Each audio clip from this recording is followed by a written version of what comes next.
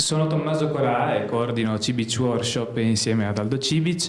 Il senso del mio intervento sono 3 minuti di tessitura rispetto a quello che è stato il workshop Coltivare una comunità e l'invito a partecipare a questa discussione, questa conversazione ieri tra Aldo Cibic, Aldo Bonomi e Juan Manuel Palerme e l'ideale continuazione di quel tema che è oggi la discussione, la conversazione tra Roberto e Franco. In questi ultimi anni, in maniera operativa, abbiamo proposto tutta una serie di progetti che di fronte a una società in profondo cambiamento cercavano di identificare dei nuovi metodi, delle nuove dinamiche per porsi di fronte a dei problemi che erano diversi e che le discipline fanno fatica ad affrontare perché non ci sono più dei sistemi, diciamo, aggiornati rispetto a una società in crisi, a dei sistemi economici che non funzionano più, a una crisi sociale. Tutte le discipline si sono ritrovate, come diceva ieri Aldo Bonomi, a identificare la crisi del soggetto e in questo momento si guardano. Qualche mese fa ci siamo incontrati anche con Franco in questo workshop che si chiamava appunto Coltivare una comunità, in cui abbiamo identificato insieme delle possibilità, delle proposte per lavorare insieme sul territorio, sulle persone in maniera transdisciplinare, per capire insieme come si poteva dalle diverse discipline proporre dei sistemi nuovi, dei sistemi condivisi. Allora, l'idea, e da questo è venuto fuori l'idea, forse dovremmo ripartire da zero e capire come creare una nuova sintassi insieme per affrontare questi progetti.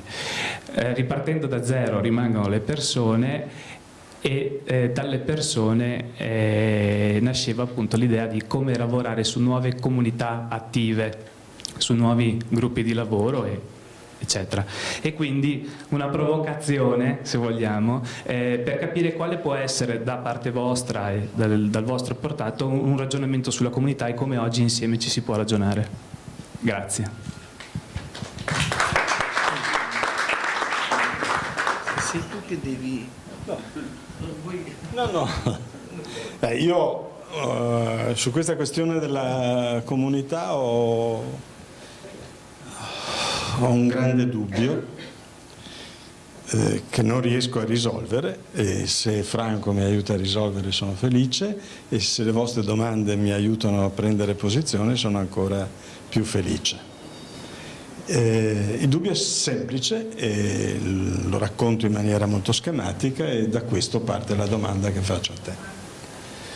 Il dubbio è questo: tutta la mia cultura, piccola, grande che sia, sta sempre dentro a un dubbio che si può sintetizzare così: io devo stare nei miei pensieri, nel modo in cui organizzo i miei saperi, nel modo in cui mi relaziono con gli altri, a partire da un principio di universalità, oppure devo partire dalla comunità.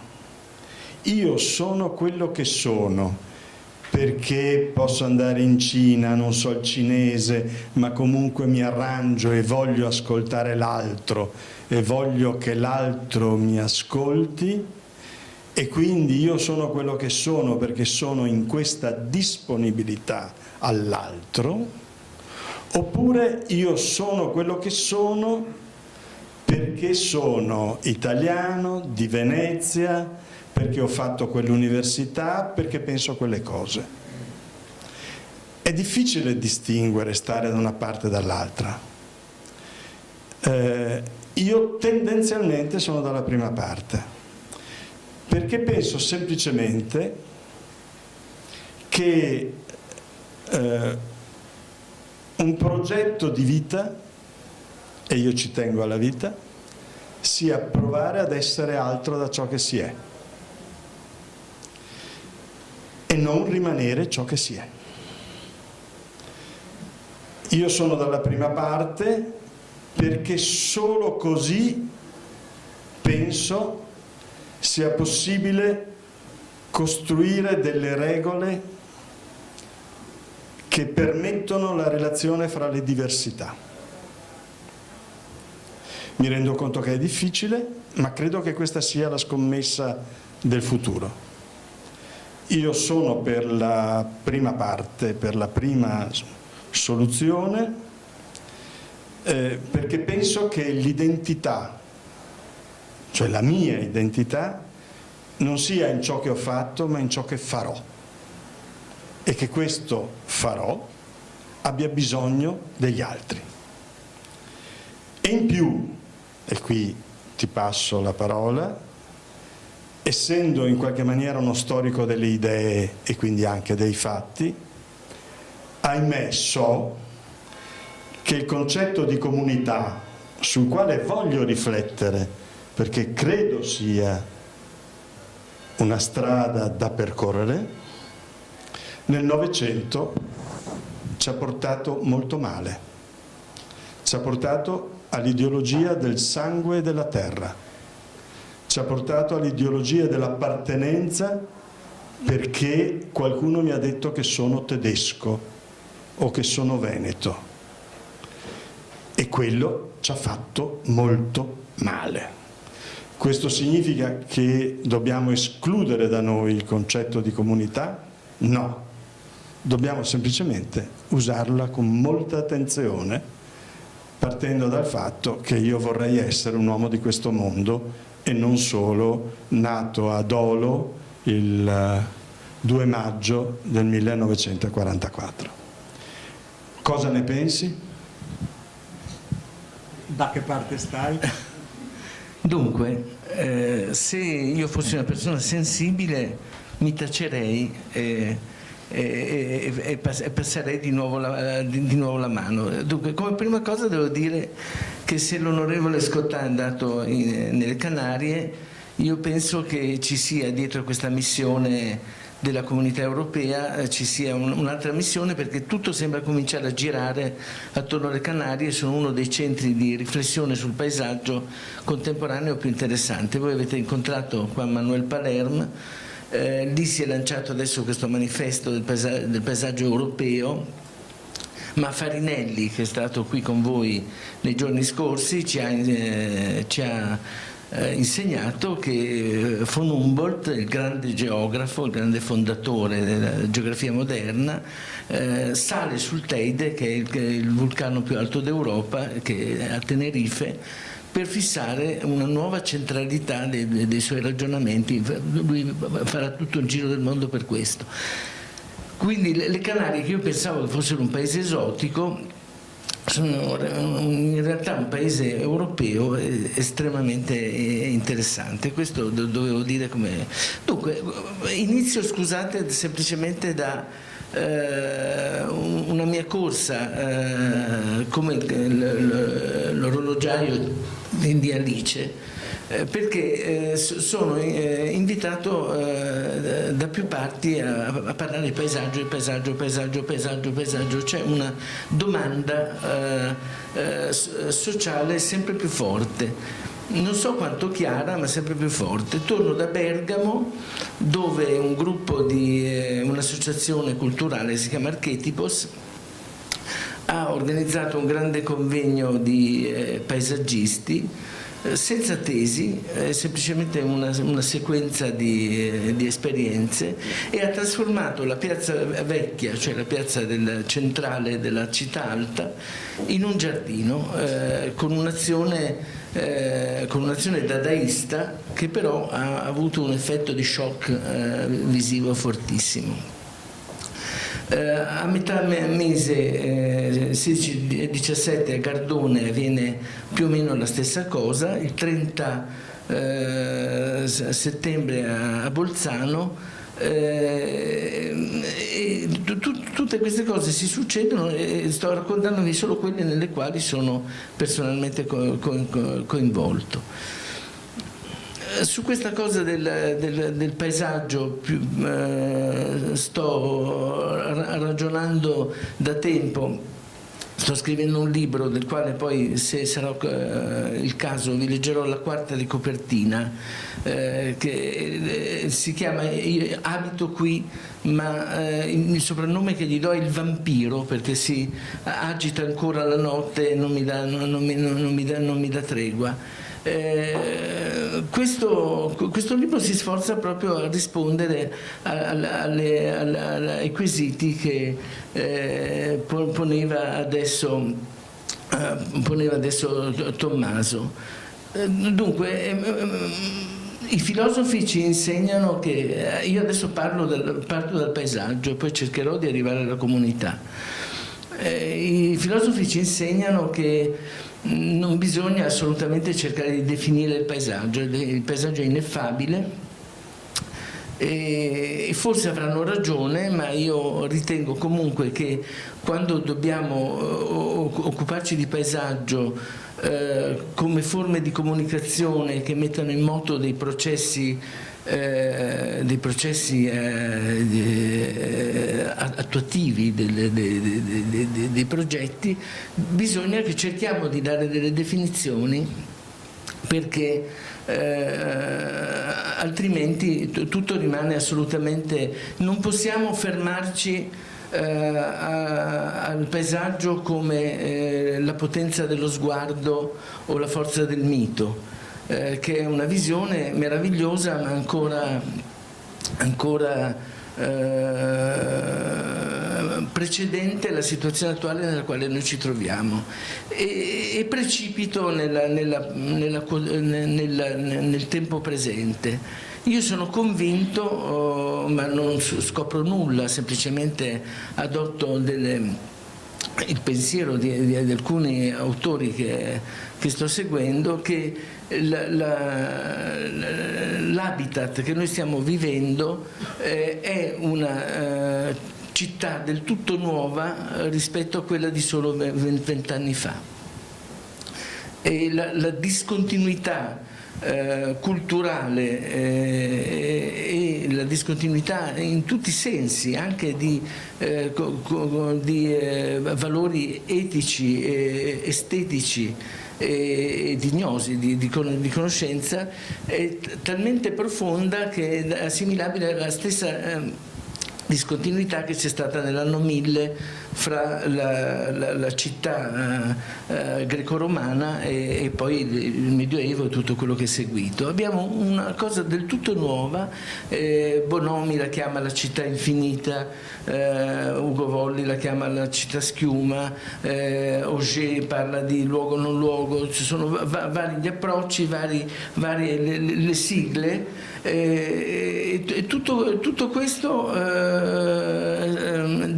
cerca di descrivere un habitat che diventa sempre più conurbazione, diventa sempre più qualcosa che non è più né urbano né rurale, e nel quale stiamo cercando di trovare degli orientamenti. Ecco. Essendo io un progettista, sapendo di non sapere, cerco di camminare sull'acqua e cerco di surrogare con intuizioni, progetti, esperienze quei passaggi nei quali la ragione e la teoria non mi sostengono. Però cose importanti stanno succedendo. Dunque, intanto devo dire che nella consapevolezza dell'opinione pubblica, ma non solo, anche della comunità scientifica, io ritengo che non sia troppo chiara l'entità e la gravità della crisi del paesaggio che stiamo vivendo.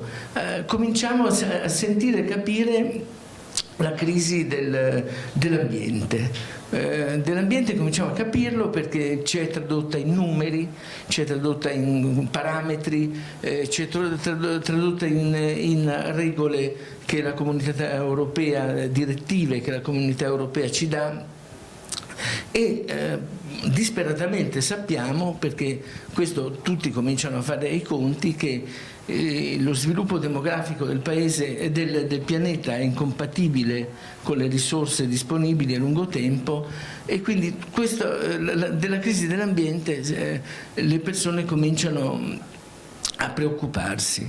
Della crisi del paesaggio molto meno, soprattutto quello che si capisce poco è come il deterioramento di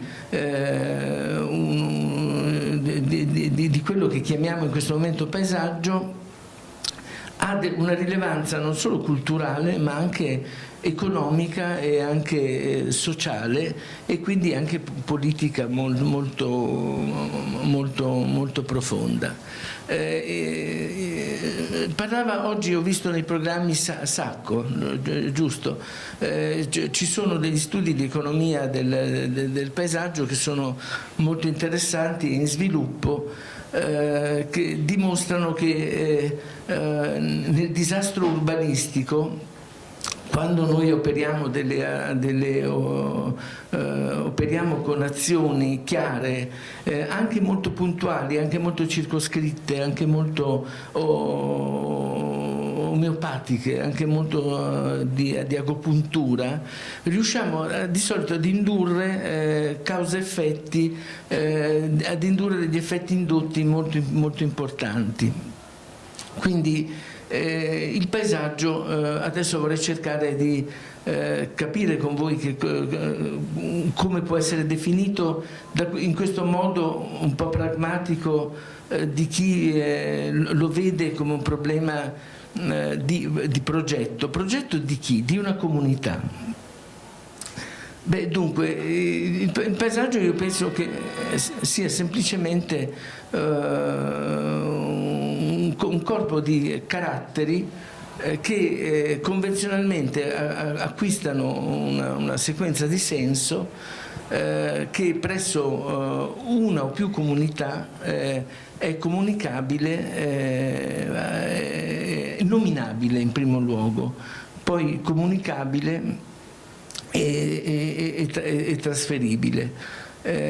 Quindi parto proprio dagli aspetti quasi fisionomici, che sono valori materiali e immateriali nei quali una comunità si riconosce, e secondo me, per entrare immediatamente nel vivo della tua impostazione, è sempre molto importante che le comunità che hanno consapevolezza di un paesaggio siano nello stesso momento cittadini del mondo e cittadini di un luogo, custodi di una tradizione, e sappiano sposare questi due termini. Scusate, vado un po' con discontinuità, poi cerco di tirare la rete. C'è un equivoco, secondo me, in Italia. I sostenitori del codice Urbani, che è il punto più alto e conseguente del nostro sistema legislativo di difesa del paesaggio, sono statalisti, cioè sostengono che lo Stato debba mantenere una guardia sul paesaggio che le comunità locali troppo sensibili all'ICI e agli interessi particolari non possono fare. Contrariamente ai sostenitori della Convenzione Europea del Paesaggio, partono proprio invece dalle comunità locali e sostengono che è solo attraverso la consapevolezza delle comunità che vivono in un luogo che si può effettivamente parlare di un paesaggio. Io credo che le comunità che sono in questione su un paesaggio sono varie, perché sono le comunità che lo abitano, sono le comunità che lo visitano, e sono le comunità che a qualsiasi titolo sentano legittimamente un motivo di appartenenza anche magari non vedendolo mai nella vita, ma semplicemente perché questo paesaggio entra nel loro bagaglio culturale, entra come una ricchezza, una parte del loro patrimonio. Questo quindi mi sembra ragionevole che si debba ragionare più in termini dialettici in questo senso. Sulla comunità in sé, io non sono un sociologo e quindi mi rifaccio alle esperienze difficili di lavoro ma a volte anche esaltanti, di lavoro che io ho potuto fare. Sta di fatto che anche se in questo momento noi sappiamo che spesso la società esprime un volto che non è molto aperto e edificante, è piuttosto individualista, piuttosto mosso dalla paura più che dalla speranza, soprattutto in queste fasi di crisi economiche, è particolarista, a volte improvvisamente ci scopriamo razzisti dalla sera alla mattina. Però io credo che anche tenendo conto del fatto che il tipo di società in cui noi viviamo, che ha portato a un decentramento della mobilità, che ha sviluppato la mobilità individuale, dell'informazione, del lavoro, cioè tutte queste cose sono delle cose disgregative. Queste tendenze non mi fanno affatto disarmare dalla convinzione che non ci sia altra alternativa che scommettere sulla comunità. Io invito tutti quanti, ma l'ho già fatto accomodamente almeno altre 2 volte, a leggere il testo della Convenzione Europea del Paesaggio, perché ha delle intuizioni molto forti. Io dico che è un documento cometa, perché è un documento che ha rivelato, ha aperto una luce. È in questo momento in difficoltà in senso attuativo, ma su questo qui è il nodo. Nel momento che una comunità diventa partecipe e responsabile di un luogo, e che questo luogo appunto acquista quella qualità che chiamiamo paesaggio, questa comunità deve diventare protagonista del progetto di questo paesaggio. E qui c'è un nodo fondamentale. Il nodo fondamentale è che nessun paesaggio vive senza un progetto. Il paesaggio più storico, il paesaggio più consolidato, più consacrato, è un paesaggio che fisiologicamente evolve e si trasforma. E quindi in questo la Convenzione Europea del Paesaggio è molto interessante, perché è un testo giuridico che classifica le azioni di paesaggio, parla di tutela, parla di gestione e parla poi, vabbè, qui adesso entreremo in dettagli, comunque parla secondo me di valorizzazione e di pianificazione.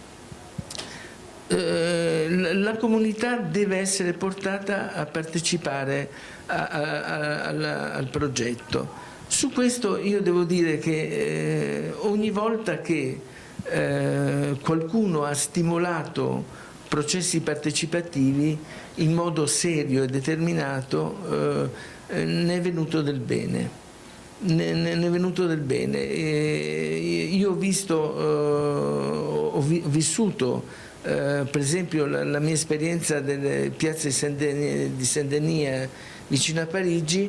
Ero un comune stalinista, pensavo che la partecipazione fosse un teatrino, Lui era forse in partenza, è diventato poi un processo sempre più vivo, con andate e ritorno, suggerimenti, per noi massacrante, perché ci ha portato a un'infinità di riunioni, ma devo dire che quando abbiamo avuto dei contributi importanti dalla comunità, e quando l'opera è stata inaugurata, io ho sentito profondamente che quel progetto oramai era loro.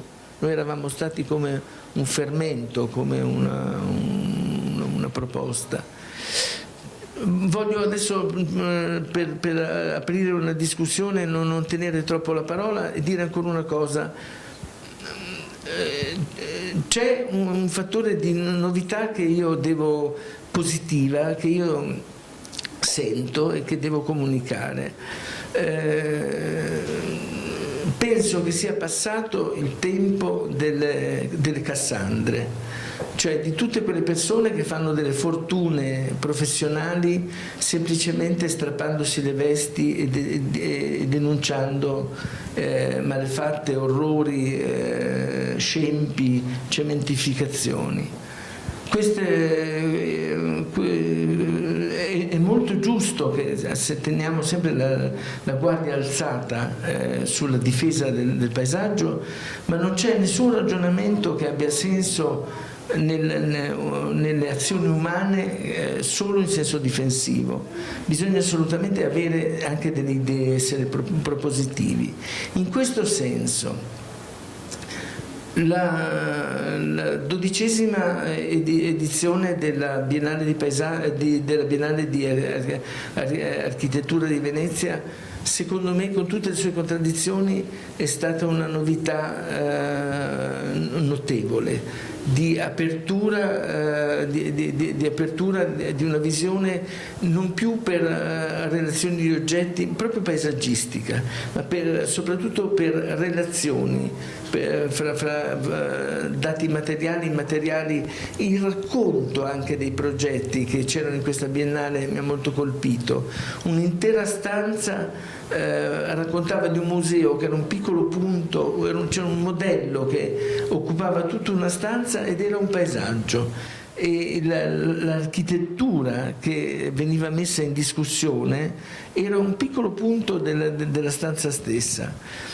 Mi ha colpito moltissimo e da lì è iniziata una collaborazione per il momento molto emotiva, ma credo basata su delle idee per me importanti, con Aldo Cibic, cioè la stanza di Aldo Cibic costruiva un mondo, una scommessa attraverso una revisione completamente diversa e contemporanea dei valori del mondo agricolo, che è legato appunto a un'idea di comunità, cioè legato a un'ipotesi forse un po' utopica, non so, ma poi in realtà misurata tutta su ragionamenti molto invece concreti e molto convincenti. Tu, Roberto, sei stato protagonista, perché mi ricordo di Impatto Paesaggio. La Fondazione Fabbri è stato un altro momento che io ho visto come molto importante, perché era un momento di carica, di squilla, di incoraggiamento a procedere. Queste 9 università che lavoravano sul recupero dei capannoni, e fatto in quel modo è stata una cosa molto importante. Un convegno in Danimarca che si chiamava As Found, come fatto, come trovato. Come trovato diceva tutto, cioè diceva che era arrivato il momento di prendere atto del disastro urbanistico e con sobrietà, con pietas, con normalità, cercare di trattarlo come un corpo malato, cioè curandolo e amandolo, che sembra una cosa ovvia, invece non lo è affatto. Il manifesto di Palermo di cui avete parlato ieri è stata una cosa molto corale, molto combattuta, cioè, lui ha chiamato 18 relatori, adesso poi è passato è sceso a 12 punti, ha fatto un convegno su questo, l'ho portato al Consiglio d'Europa, sono tutti atti, movimenti che mi fanno pensare che c'è una nuova area. Con questo io non ti ho risposto e ti ripasso la parola. Difficilissimo.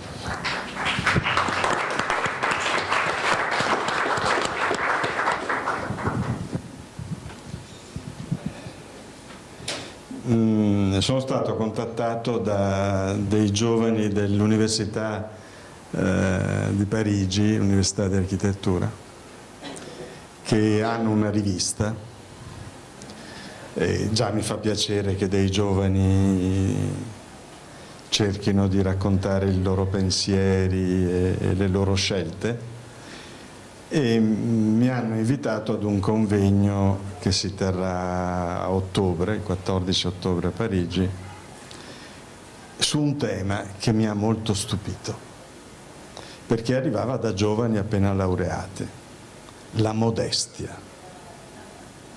La modestia.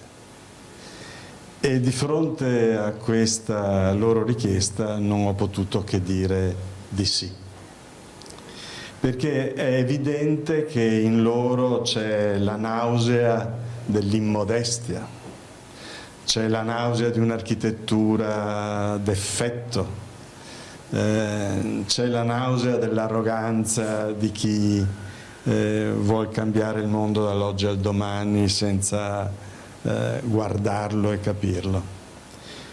E mi è venuto in mente, grazie, mi è venuto in mente una cosa, perché gli ho subito scritto un testo che purtroppo viene poco raccontata nelle storie dell'architettura contemporanea, e che è la vicenda di un architetto che si chiama Pikionis, che senz'altro conosci, che era l'unico architetto greco che aveva conosciuto Le Corbusier, che aveva la presunzione e l'arroganza del movimento moderno. Non sto parlando male del movimento moderno, ma aveva quella visione forte, elitaria, no?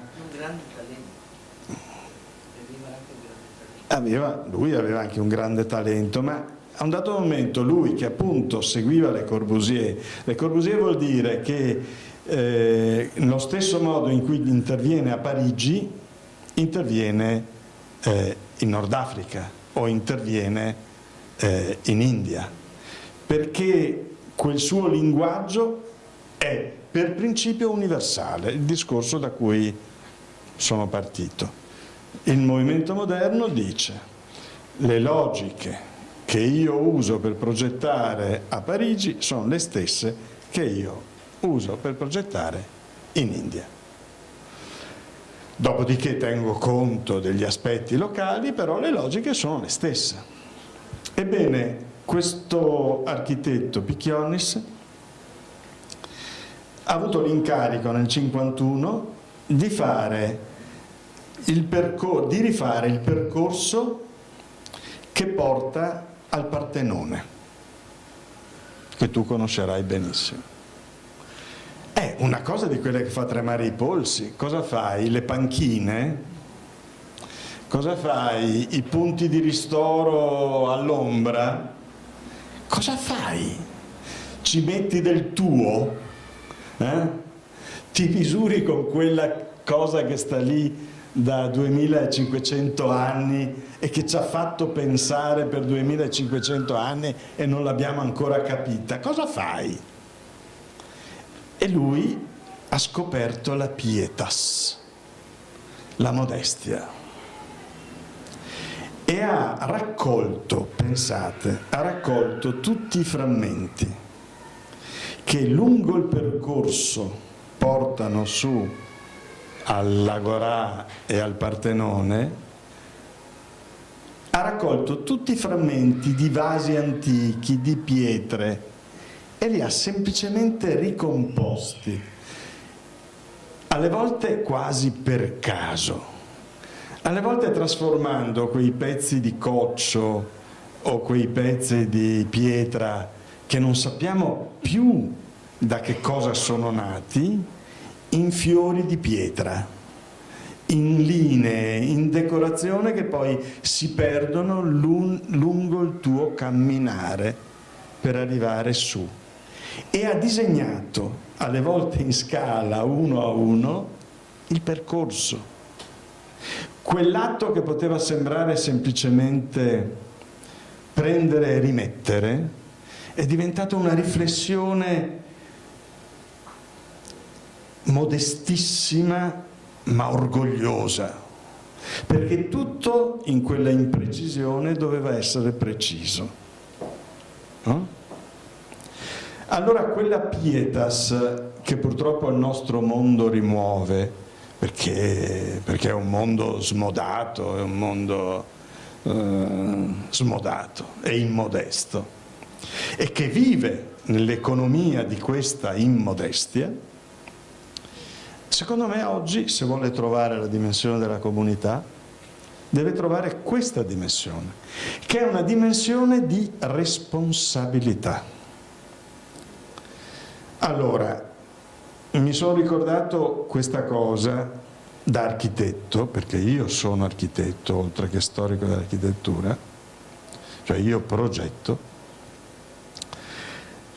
mentre tu parlavi della pietas. Ma questo è profondamente legato, secondo me, a un problema che non voglio assolutamente eludere. È il problema della responsabilità. Cioè io sono per un'etica della responsabilità.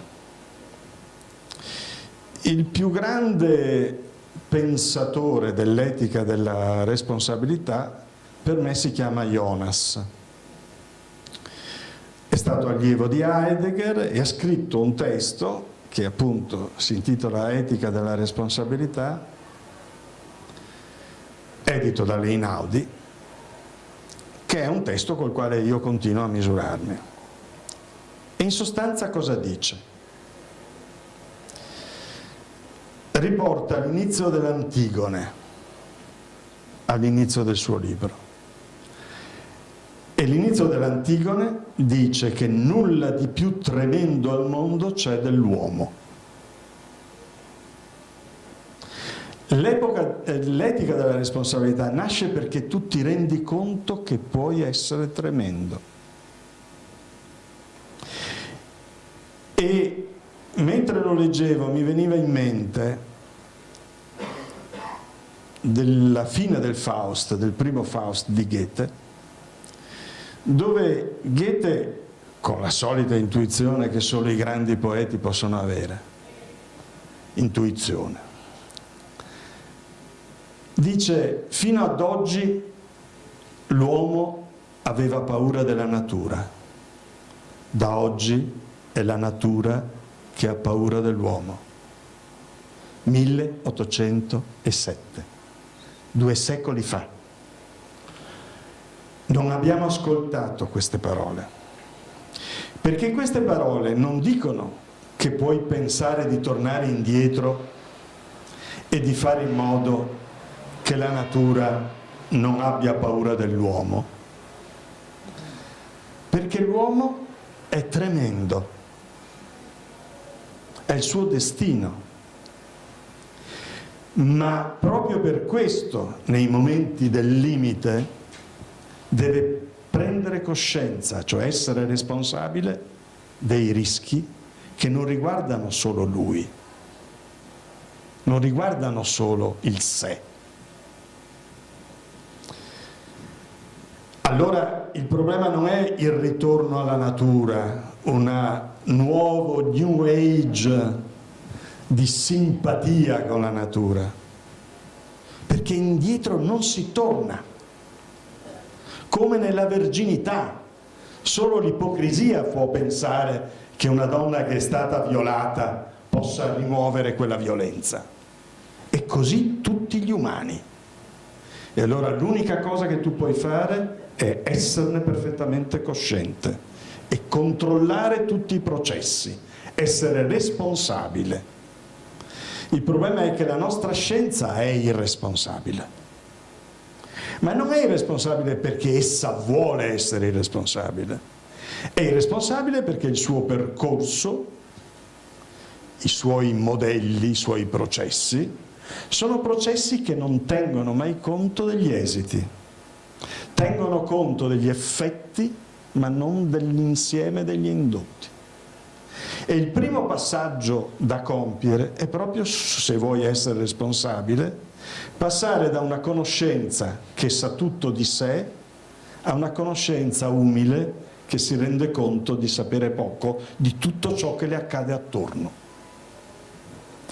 E il secondo atto, secondo me, per avere un'etica della responsabilità è questo: mai adagiarsi ai luoghi comuni, anche se bisogna averne rispetto. Non sono un avanguardista. Cosa vuol dire mai adagiarsi ai luoghi comuni? Per esempio, e questa è la provocazione vera che ti sto facendo, ma la sto facendo a me stesso, la sto facendo a tutti, provare a pensare questa cosa banale che solo alcuni hanno detto, che io ho tentato di scrivere nel mio ultimo libro, e che è semplicemente questa: che il paesaggio è nato in un certo tempo e come tutte le cose che nascono possono anche morire. Forse il paesaggio è morto. E quella parola che noi usiamo continuamente è semplicemente l'esito di un rimosso. Così come si parla del nonno morto continuamente in casa. Vedo di non essere eccessivo perché già ho visto le facce stupefatte. Non solo io in questo mio libro che uscirà fra poco, ma almeno 5 o 6 intellettuali degni della mia fiducia, non so se questo basti, europei, dicono che l'idea di paesaggio nasce un giorno preciso del 1319, quel giorno in cui un grande poeta fa la salita al Monte Ventoso, Petrarca. Chi di voi ha fatto il liceo se lo ricorderà, la salita al Monte Ventoso.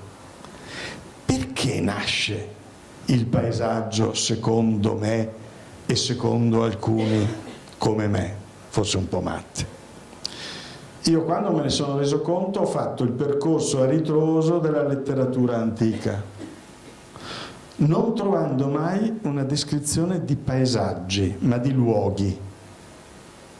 Cioè si è detto dove si è fatta quella battaglia, si è detto che cosa si è visto per andare da un posto ad un altro, ma la dimensione patetica del paesaggio, cioè patetica vuol dire simpatetica, quella per la quale io provo qualcosa, non compare se non con il Petrarca. Qui si aprirebbe un racconto bellissimo peraltro, ma lo sintetizzo. Cosa succede con il Petrarca? Tutti dicono, c'è il racconto fatto dallo stesso Petrarca nella sua biografia, che dice che tutti gli dicevano di non andare su quella montagna, perché era faticoso, perché era terribile. Pensate che alcuni teologi del 200 dicevano che il buon Dio nel fare nelle montagne si era distratto perché erano luoghi del demonio e della perversione, che erano incrostature inaccettabili in una visione dell'opera divina. Non sto scherzando, dicevano questo. E nel diario di Petrarca è assolutamente evidente, non devi andare lì, chi te lo fa fare? È schifoso, è orrendo. E la risposta di Petrarca qual è? Ho bisogno di sapere chi sono. Cioè, il paesaggio nasce nel momento in cui nasce il soggetto moderno. Quel soggetto che per sapere chi è costretto a guardarsi dentro. E per guardarsi dentro deve misurarsi in un doppio registro con la natura come appartenenza e negazione. E solo così nasce il romanzo moderno. Non c'è il Don Chisciotte se non c'è questa emergere di una soggettività che nasce con il paesaggio. C'è un libro straordinario di Zumthor, che non è l'architetto, ma è un sociologo, che racconta come il cavaliere medievale viveva il proprio intorno. Quel cavaliere che dormiva con il cavallo, viveva con il cavallo e andava per le foreste, perché l'Europa era piena di foreste. E descrive attraverso la rilettura dei testi quei che noi chiamiamo paesaggi, ma che per quell'uomo a cavallo non erano paesaggi. Moltissimi anni dopo, un grande antropologo, Lévi-Strauss, ci racconta la stessa cosa. I Bororo non hanno un paesaggio. I Bororo, quando guardano una pianta alta così, la chiamano in maniera completamente diversa, non con la stessa radice, di quando la pianta è così o di quando la pianta dà frutto, o di quando quella pianta è tagliata per essere bruciata. Parole diverse. Ora, quel paesaggio di quel soggetto, Petrarca, che ha bisogno di guardare dentro se stesso per affermare la propria soggettività, quindi la modernità, molto probabilmente è finito, non perché i paesaggi non ci siano, ma perché viene ormai percepito attraverso un'idea del soggetto che è radicalmente cambiata. Il nostro è un soggetto tatuato. Il nostro è un soggetto virtuale, il nostro è un soggetto di internet, il nostro è un soggetto che non ha più bisogno, per essere tale, di quel luogo. Ne volete la dimostrazione? Una delle opere secondo me più significative della fine del Novecento, gli ombrelli di Cristo, che non è un'imprecazione, ma come ben sapete è un artista, il quale è andato un mese in un territorio in Giappone e in quel mese lui ha preso degli appunti perché passeggiava su questo territorio, su questo paesaggio, e prendeva degli appunti. Che appunti prendeva? Aveva la mappa e segnava sulla mappa, ha segnato sulla mappa là dove erano accaduti eventi, fatti o idee. Esempio, era passato un gatto, ha visto lì un gatto, fa il punto sulla mappa, sta camminando, gli viene in mente il primo bacio che ha dato a sua moglie, ferma a quel punto, e così per un mese. Dopodiché è andato dall'altra parte del mondo, in America, esattamente dall'altra parte del mondo, in un territorio, ha fatto un mese, ha un'altra mappa e ha segnato i punti. Dopodiché ha fatto costruire dei grandi ombrelli, non li ha fatti lui, e li ha messi esattamente in quel punto, in quei punti. E l'opera sono 150 ombrelli da una parte gialli, 150 ombrelli, 120 ombrelli dall'altra parte blu. Ora, questione numero 1. quell'opera è mai visibile contemporaneamente? C'è un punto nell'universo che possa farti vedere l'opera completa? No, non esiste. Non esiste. Dovresti andare all'infinito, ci insegna Leibniz, no? E anche all'infinito non lo vedi. Mica problema da poco. Però Cristo sapeva benissimo che quando tu sei in un posto, sai dell'altro posto. Che è lo stesso problema di un architetto come Portzampark, Park, che quando ha progettato Lille e gli ho chiesto: ma scusami, cosa hai tenuto presente per fare quelle forme? E dice: Londra. Come Londra? E certo, stiamo facendo il treno veloce che in un'ora mi porta da Londra a Lille, in un'ora, quando una volta ci mettevano 3 giorni, e beh, è attaccato. Cioè colui che vede Lille, la stazione di Lille, ha gli stessi colori, gli stessi materiali usati da Grimshaw a Londra, perché tanto ci metti un'ora, leggi il giornale, sei sullo stesso posto con le varianti che vuoi. Cioè l'opera di Cristo ci fa capire che ormai noi, la nostra identità è virtuale, non perché usiamo il computer, ma perché ormai siamo in un mondo in cui vedendo una cosa sappiamo esattamente l'altra, e l'immaginazione di quella cosa altra appartiene all'opera. Non c'è nessun testo di Cristo in cui lui racconti i motivi del perché ha messo lì quell'ombrello o quegli ombrelli. Perché? Perché è inessenziale. Perché l'interiorità, quella interiorità che Petrarca costruisce come soggetto, oggi è del tutto aleatoria e personale. Non ha nessun valore collettivo. Lui non ha ritrascritto quel suo diario, non lo ha ritrascritto, perché non è un problema di blob, di come dire, no? Di interiorità che diventa pubblica. Non è più vero che l'opera d'arte passa attraverso il passaggio stretto per cui la mia interiorità diventa significativa per gli altri. Questo è morto, è finito. L'opera d'arte non fa più questo, e se l'ha fatto fino a un certo punto, in realtà si è suicidata quando l'ha fatto, perché aveva ben altri compiti l'opera d'arte. Allora il problema del paesaggio è, secondo me, responsabilità, avendo coscienza che è intervenuto un nuovo modello di soggettività e quindi una nuova altra percezione del nostro intorno. Questo non significa che allora possiamo eliminare tutte le vigne, no, è che dobbiamo essere responsabili, mi spiego? Questo non significa che allora cementifichiamo tutto, è che passiamo attraverso l'etica della responsabilità.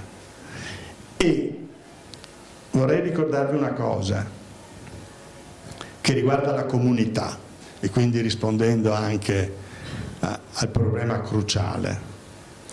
Io continuo, pur con tutte le mie diffidenze sulla psicanalisi, ad essere un vecchio lettore della psicanalisi, e in particolare di Freud.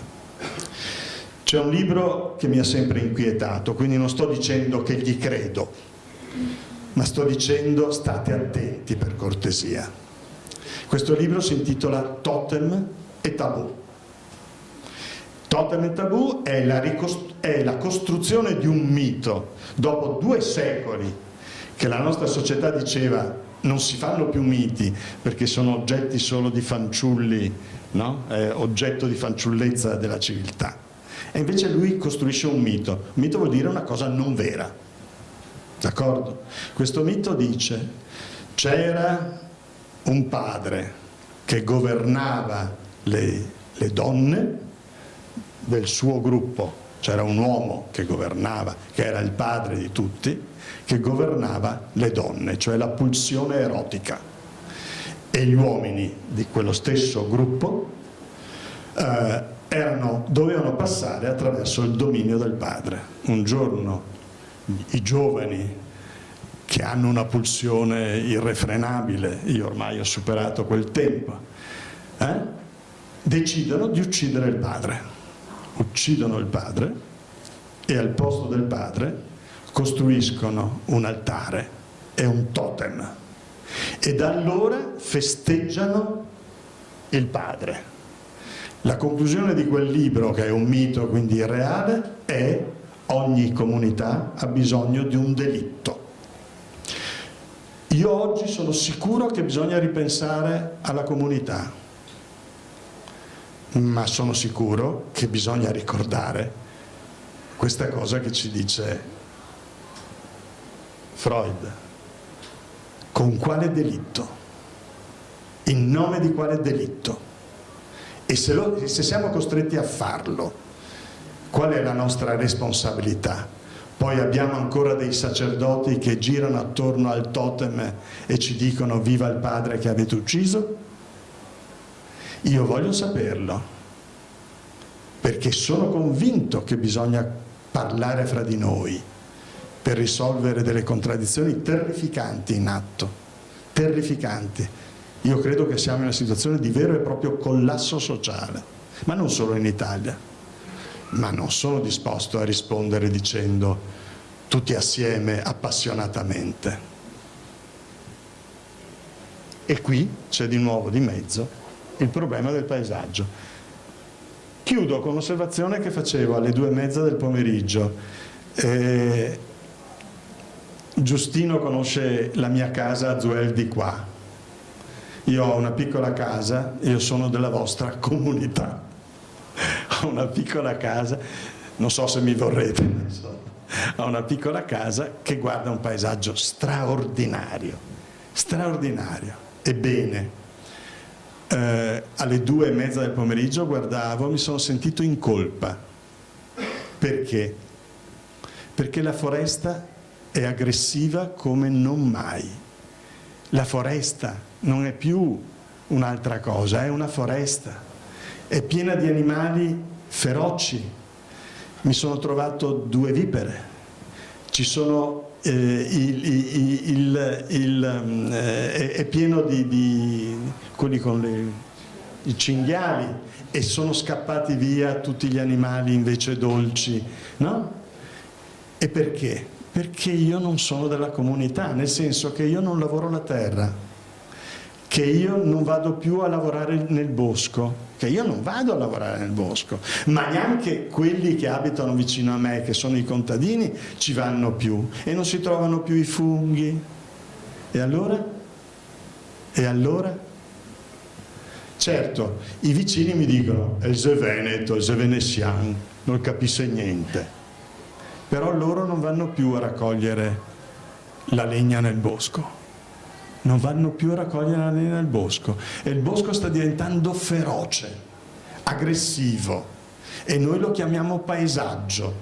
Non è un paesaggio.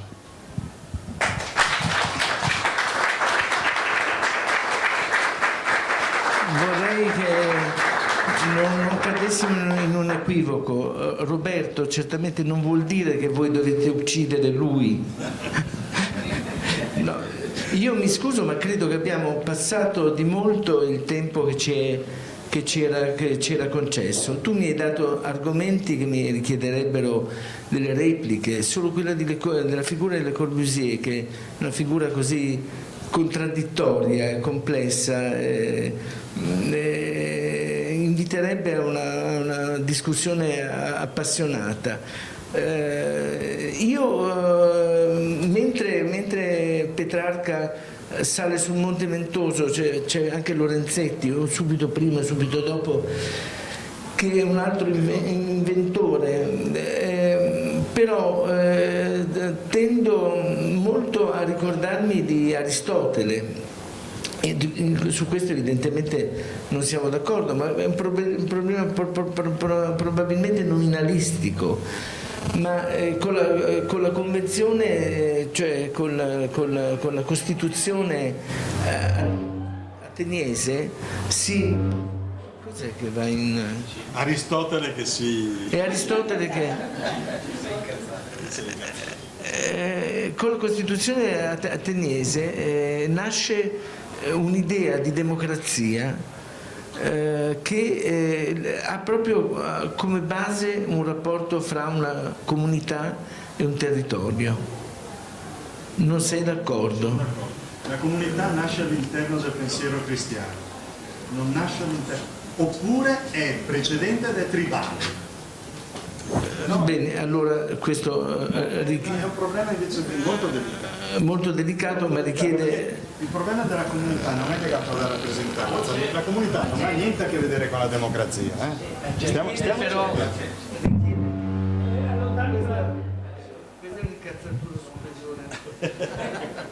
No, ma bisogna chiarire perché non è un problema di te. Allora, queste cose evidentemente si fanno con dei seminari e non con delle riunioni in salotto. Cioè, io penso che tu hai suscitato molti argomenti molto interessanti. Quello che spero comunque, perché ci credo fermamente, è che la gente cominci a mobilitarsi. Questo discorso della responsabilità è importantissimo. Guardarsi intorno, actuare. La Fondazione Fabbri si dà questo compito. Infatti io l'ho sottolineato, il manifesto di Palermo inizia con questa parola castigliana, actuare, che significa agire, però actuare io lo sento estremamente più bella come parola e mi fermerei su questa.